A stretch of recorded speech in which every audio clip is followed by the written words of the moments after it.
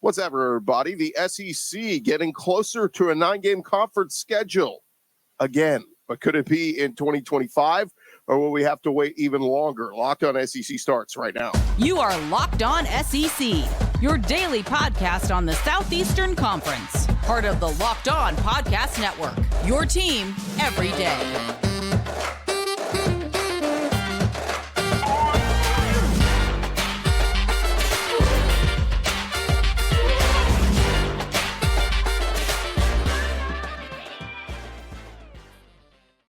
And what's up, everybody? Welcome into Locked On SEC. It's great to have you guys along. Today's episode is brought to you by Game Time. Download the Game Time app, create an account, use our code Locked On for $20 off your first purchase. I'm Chris Gordy.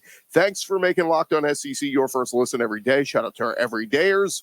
We're free and available wherever you get your podcasts and on YouTube, part of the Locked On Podcast Network, covering your team every day. All right, we got to jump into it. I got plenty of stuff to discuss. We will go around the conference, but first we got to start with this news.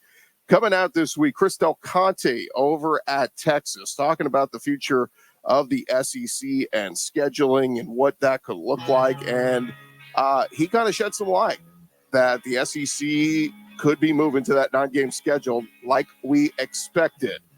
Del Conte, doing a town hall meeting, was asked if Texas will play any Big 12 teams. And he said it will depend on if the SEC plays an 8 or 9-game conference schedule. He said it might have come down to if any Big 12 schools would be willing to play only in Austin instead of doing a home and home.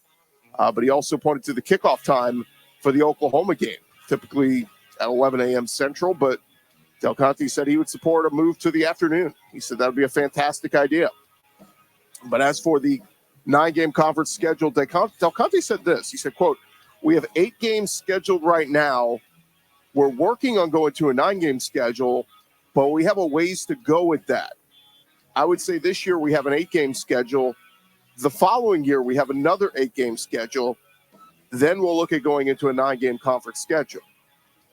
What's so interesting about this is the SEC only agreed to the 8-game schedule for 2024, at least publicly. They didn't say, oh, we're absolutely going to do this for the next 2 years. But that's what Del Conte is hinting at.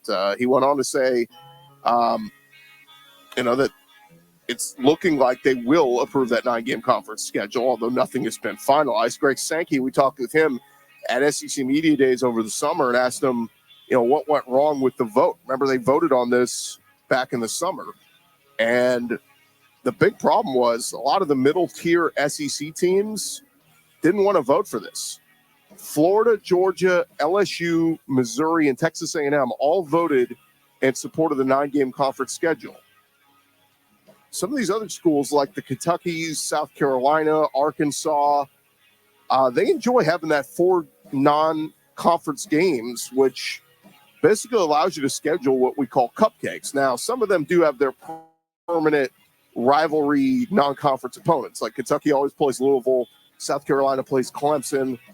And, look, you lose one of those other 3 cupcakes, it makes much more difficult. But we've got some years where, teams have played nothing but cupcakes. Go look at Georgia's non-conference schedule last year.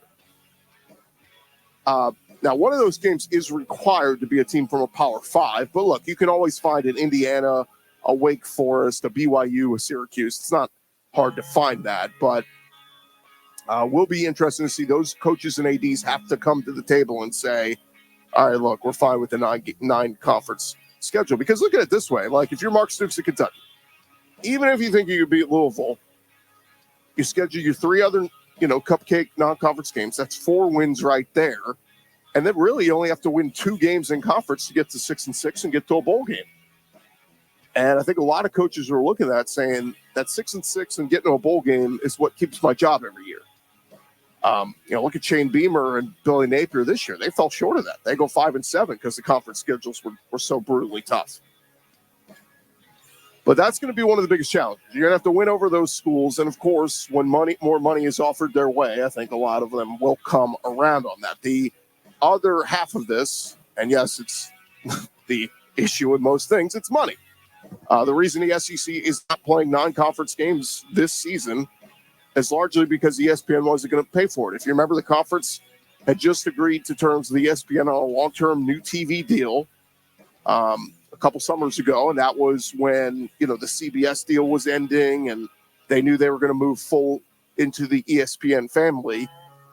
The conference then added Texas and Oklahoma and expanded. So the thing is, if you're going to go to 9 games, you're going to add a whole extra week of SEC versus SEC games. And Greg Sankey in the SEC office said, well, we want that extra money for that extra entertainment. And ESPN kind of said, well, we're not giving you more money right now. We already signed this deal. So from what I understand, Greg Sankey and them, they kind of shelved it, said we'll revisit this again down the road. So to me, that's the biggest caveat here, or the biggest domino that has to fall. If ESPN is willing to pay more money for the better TV games of having another SEC game on everybody's schedule in 2025, they could theoretically make this happen by next year. But if not, it's something that'll be shelved and most likely come to 2026, to Chris Del Conte's point. So just to kind of rehash this, if you remember the crew at SEC this morning, Peter Burns and company, they had thrown out there the possibility of what that would look like, if they did a 4-team thing. They had talked about doing pods. I don't know if you'll do the pods, but really what I think you'll do is with the 9-game conference schedule, everybody will get the 3 permanent opponents, your 3 permanent rivalries. So like Alabama would get most likely Auburn and Tennessee and, I don't know, maybe LSU. You figure out who the 3 permanents are for everybody else, and then the 6 remaining SEC games, you're able to rotate those every other year. So you'll see the other 6 teams this year, you'll see the other 6 teams the next year. And what that allows for you also is every SEC team to go to every venue once every 4 years. To me, I think that's great. We've had too much issues with the SEC East and SEC West for years with the permanent crossover opponent and not being able to get the rotations evened out enough. LSU went to Kentucky a couple years ago. It had been over a decade since they had been there. Alabama went to the Swamp a couple years ago. It had been forever since they've been down there. Georgia, I think, still hasn't been to College Station since they've been in the conference. So it's definitely something that would even things out, make it a little bit more fair. And also, look, the SEC can afford to take this risk because of the playoff expansion. You get 12 teams into the playoff. The SEC's all, they're going to get a bunch of teams in regardless. So going to 9 games conference schedule, even with 2 losses, you're probably into the playoffs. So, it doesn't make it that much more difficult. So anyway, just kind of something to keep an eye on. Like I said, if they can figure out the revenue part of this from the TV network side and get the coaches and ADs on board, I think this will definitely take effect by at least 2026, if not sooner. I think 2025 is still in play here. But again, that biggest benefit overall is the balance of the scheduling. 3 permanents and 6 rotations. We'll see what they ultimately decide to do there. But one other note from Chris Del Conte, he was asked about the Longhorns scheduled visit to College Station this year, happening on Saturday, November 30th. He said he wants to restore some of the traditional aspects of that game, and that would mean moving it back to Thursday night, Thanksgiving night. The rivalry will resume this year for the first time since 2011, and I think that would be a fantastic thing to bring back. Who wouldn't want to watch Texas versus Texas A&M on Thanksgiving night? So we'll see what happens there. Again, got to get both sides to agree to it, but certainly I think that is within a possibility of happening. One other note with Texas, though, I saw Steve Sarkisian, they unveiled a campaign this week called Texas Lives Here, highlighting the culture and the state of mind of the Longhorns. It was voiced by Sark. And here's what it said. Texas lives deep in the hearts of anyone who's ever worn the burnt orange and white. It lives in the souls of Longhorn Nation everywhere and definitely rent-free in the heads of our opponents. Now that we're joining the SEC, we reignite old rivalries and forge new ones where Texas lives just got even bigger. It's an okay video. I wonder, is Texas still coming in with the big head? Like, hey, we run things. We're going to crush you through the SEC or whatever. Got to check your ego at the door if you're coming into the SEC. It is a brutal schedule, and I know some of them are looking at the schedule kind of laughing at it, going, yeah, Mississippi State, we're real worried about them. Well, It's the grind of the SEC schedule. It's the getting beat up by Oklahoma and getting beat up by Georgia, and then you got to go play another tough team. It's just that's what takes the toll on you. So we'll see how Texas does in year one in the SEC. One other tidbit here: the Longhorn Network is going to fold into the SEC Network this summer, but Texas still owns the catalog that the Longhorn Network produced, and they're working on a home for that content that will roll out in June. So Chris Del Conte said, I think for us to go to the SEC, I can't tell you how excited I am, but we've been telling everybody we're going to stay where our feet are, and our feet are in the Big 12 until July 1st, but we know the anticipation of going to the SEC is coming, and we want to let everybody know that Texas lives there. So, hey, look, just don't come in with a big head, Texas, and everything will be fine. All right. Thank you guys for making Locked On SEC your first listen every day. Coming up next, we will head around the conference. We got tons of tidbits we got to get to, so all that is coming your way in just a second right here on Locked On SEC. But first, I want to run you guys this episode presented to you by our friends over at FanDuel. You can get your buckets with your first bet over at FanDuel. They are America's #1 sports book right now. New customers that sign up, you get that $150 in bonus bets with any winning $5 bet. That's $150 if your bet wins. Just get in there and bet on all the NBA action they got for you every night. They got the games with the spreads, the over-unders, whatever it is you want to get in, player props, live same-game parlays. All of it is up there for you. All you got to do is simply go to FanDuel.com/lockedon. You get signed up. And once you're good to go, then you download the FanDuel app, you sign in there, and every single day or evening you can check it out, get in on the action, make some parlays, and shoot your shot. Again, NBA season is just hitting the midway point and plenty more season in action to get into. Check them out there. Go to FanDuel.com/lockedon today to get started. They are FanDuel. They are the official sportsbook partner of the NBA.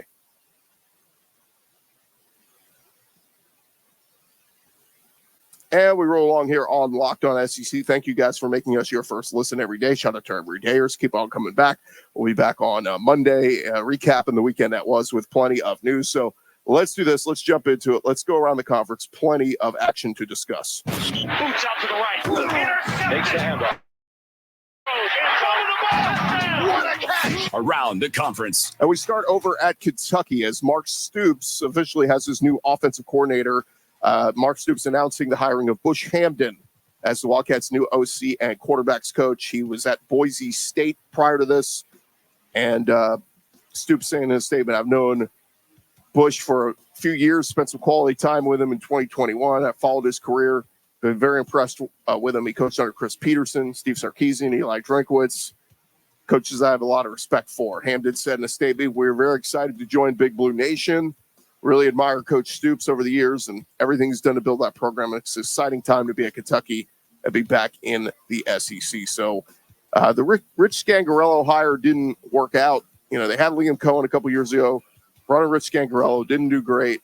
Brought back Liam Cohen last year. It was okay.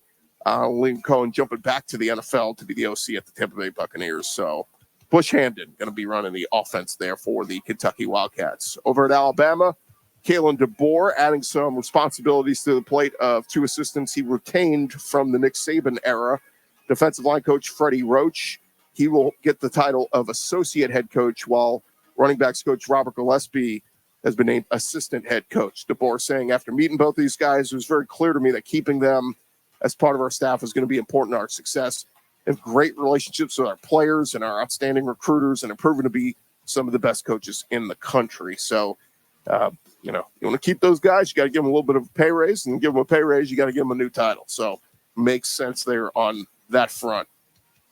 Over in South Carolina, pretty surprising poaching by Shane Beamer and company. Shawn Elliott returning to South Carolina. This was from Football Scoop yesterday.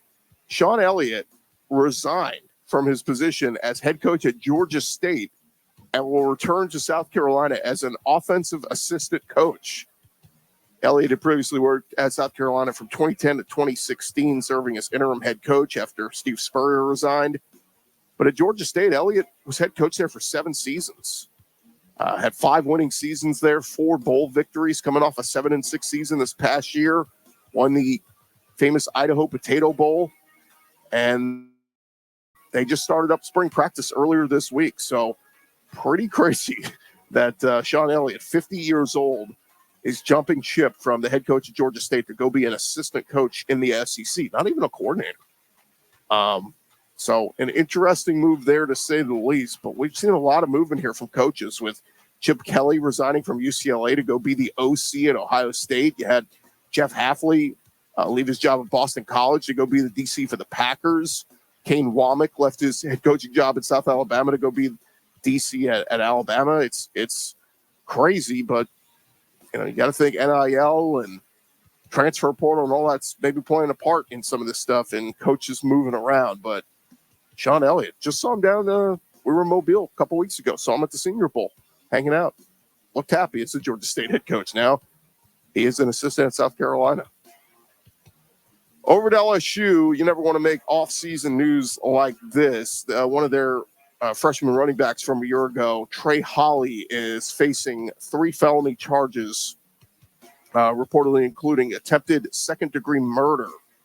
Pete Thamel reporting that Union Parish Sheriff's Office in Farmersville, Louisiana, said LSU running back Trey Holly was taken into custody on charges that include aggravated criminal damage to property and illegal use of a weapon, along with the attempted second-degree murder. He turned himself in on Thursday, being held on a $500,000 bond. Holly suspended indefinitely from all team activities in accordance with departmental policies, according to a statement from LSU. He saw limited action last year as a freshman, played in 3 games, had 11 carries for 110 yards and a touchdown, but not good news there.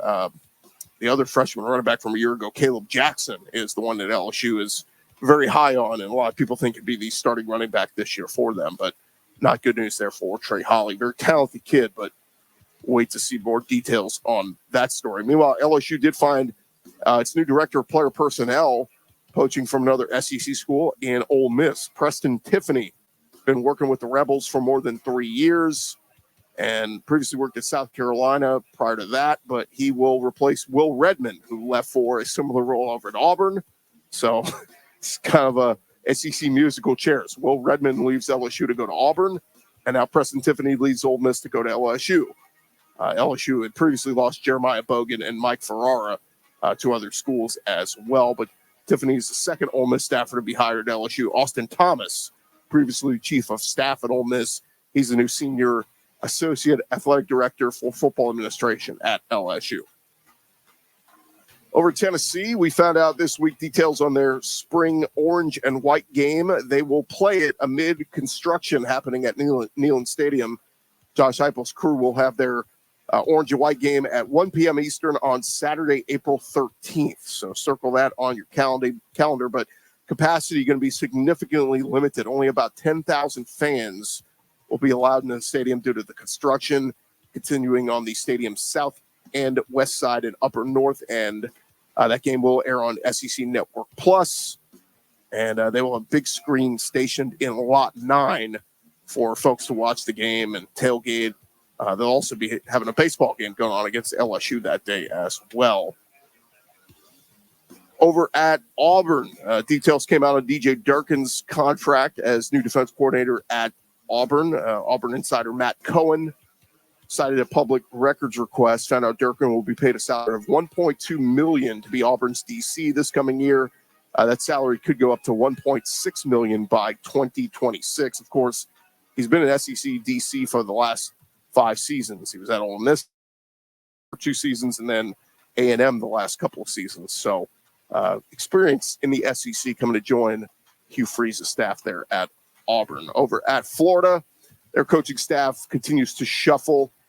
Co-offensive line coach Darnell Stapleton is reportedly leaving for the Washington Commanders. Spent the last 2 seasons with the Gators, was one of Billy Napier's original hires to his staff. So Stapleton was an off-field assistant offensive line assistant at Louisiana back in 2021 under Napier, and he came with Billy over to Florida. Over Georgia, we kind of talked about it a little bit earlier this week, but a little bit more clarity. Special teams coordinator Scott Cochran and offensive analyst Daryl Dickey both resigned to pursue other opportunities. Kirby Smart announced Kirk Benedict was promoted to replace Cochran as Georgia's special teams coordinator. Cochran joined Georgia as their program special teams coordinator back in 2020, but had been serving in an off-field role since 2022.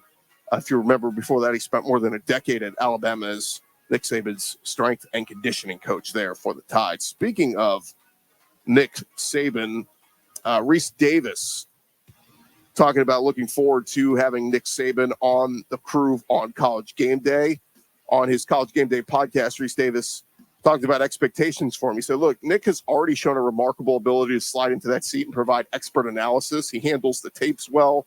He understands how to speak in headlines because he's a gifted public speaker and not just to his team. If you heard him in any other format, he really is quite impressive when he talks. I don't have any doubt that he will thrive in this role here. So good stuff there from Reese Davis. All right. When we return here on Locked On SEC, we've got a couple of SEC hoops tidbits and some baseball news. As that's right, SEC baseball gets underway today. That's coming your way here in just a second. And this episode presented to you by our friends over at the Game Time app. Game Time is the fast and easy way for you to buy tickets for all your favorite sporting events. And right now, new customers, if you've never signed up with them before, use our code Locked On. That's going to get you $20 off your first purchase. They got killer last-minute deals, all-in prices, views from your seats. It is the only ticketing app that gives you complete peace of mind with your purchase. They are obsessed with finding you ways to help you save money on tickets. They have deals on tickets right at the start of the event, even an hour after it starts. So if you've been tailgating, you're hanging out in the tailgate lot, and you decide, hey, let me check some of these prices, see if I want to go. It's the place to find last-minute seats. It is Game Time. They even have exclusive flash deals and sponsor deals on tickets for football, basketball, baseball, and much more. They also feature the Game Time guarantee, which means you will always get the best price. If you find tickets in the same section and row for less, Game Time will credit you 110% of the difference. Go take the guesswork out of buying tickets with Game Time. Terms apply. Download the Game Time app. Use our code Locked On. That will get you $20 off your first purchase. Again, download Game Time today. Last-minute tickets, lowest price, guaranteed. All right, as we dive back into it here on Locked On SEC, we want to start with a little bit of SEC hoops news as Jay Billis talking about some of the tough environments in all of college basketball, and he puts Auburn near the top of that list on the next round show with those guys in Alabama. He talked about the environment at Neville Arena with Auburn. Obviously, they got the big win over South Carolina the other night, winning by 40. But Jay Billis saying the jungle's been unbelievable. He said it may be even louder at times than Cameron Indoor. We've done games where Dan Schulman will lean over and say, I can't hear anything.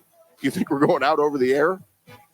So obviously one of the best environments in all college basketball, and Auburn fans can't wait for this weekend's game against Kentucky.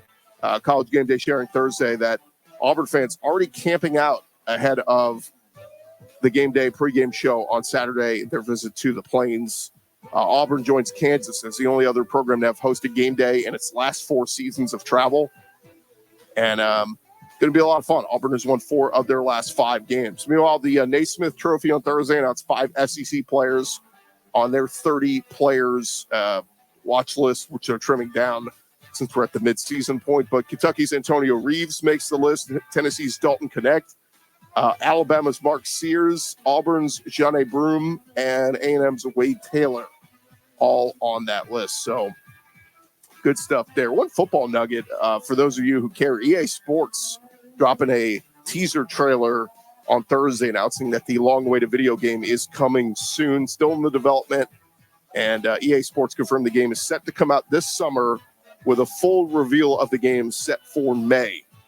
Again, release date not been announced, but something to get excited about there for you video gamers who are into college football. Look, a lot of us played that game back in our heyday in high school or college, and we'll be busting out the old video game consoles for that one. There is no doubt. All right, SEC baseball starts tonight. I'm super excited. For those of you who know, I'm a big SEC baseball fan. I get it. Not everybody is, but Chris Lemonis, hearing from his players about Mississippi State baseball, picked in the preseason coaches poll last in the SEC, and that's not sitting well with his team. Chris Lemonis doing an interview on SiriusXM this week saying, our group is pissed. is that you look at the SEC West, I think the last 3 national champions, 4 out of the last 5, Arkansas had a chance to win it on their last play, but the West is just so talented. He said, should we be picked last? No, but that's our fault. Our mindset is to change that. We do talk about it. It's a little bit of motivation. Hopefully, I've got a pissed off group that they feel like they have something to prove. Chris Lamonis, by the way, facing a little bit of, hot seat action. If he can't turn this thing around, they will definitely start rumblings out there. Will start to get a little bit louder. But the Bulldogs finished at the bottom of the SEC in 2022 and 2023 after winning it all in 2021. State outfielder Dakota Jordan did make the All-SEC second team, but he was the only Bulldog to make the All-SEC list. So the SEC once again expected to be the top conference in college baseball this year. USA Today coaches poll have 8 SEC teams ranked, including 3 of the top 5, 6 of the top 10. They got LSU number 2, Florida number 3, Arkansas number 4, Vandy at 6, Tennessee at 8, and Texas A&M at 10.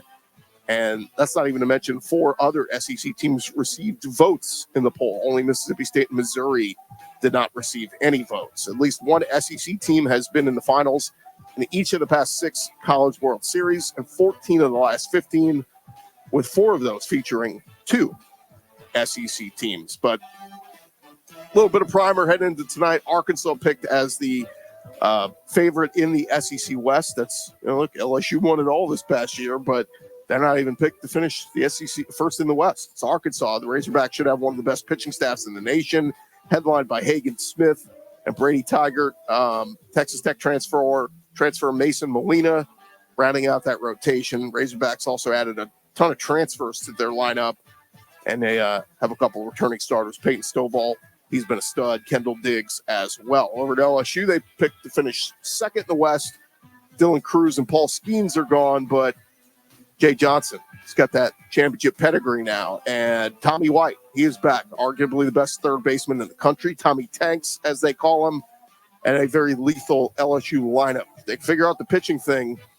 This may be a more deeper pitching staff. As good as Skeens was last year, they don't have a Skeens this year, but depth-wise, this may be a deeper LSU pitching staff. But some unprovens. They're going to have to go prove themselves. And certainly if they do that and find some studs, they could certainly surpass Arkansas and win the West this year. Lastly, they have A&M picked to finish third in the West.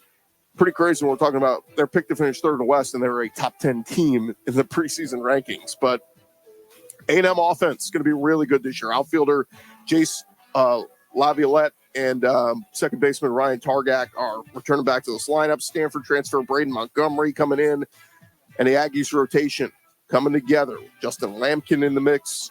See if they can get their way back to Omaha. Over in the East, it is Florida, national runner-ups, lost to LSU in the championship series, but they bring back their 2-way star and potential national player of the year in Jack Caglione.